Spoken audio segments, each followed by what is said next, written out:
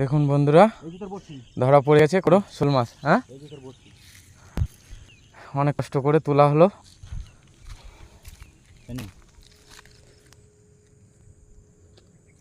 তোরটা তো নাকি? হ্যাঁ হ্যাঁ হ্যাঁ, এই যে হচ্ছে বসছি, এই যে বেঁধে গেছিলো লাস্টে, এই জন্য টেনে তোলা হলো মাছটিকে। দেখুন কত বড় মাছ।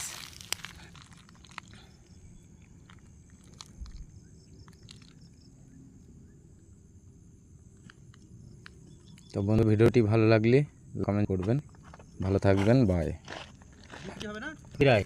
2 কিলোর উপরে, 2 কিলোর উপরে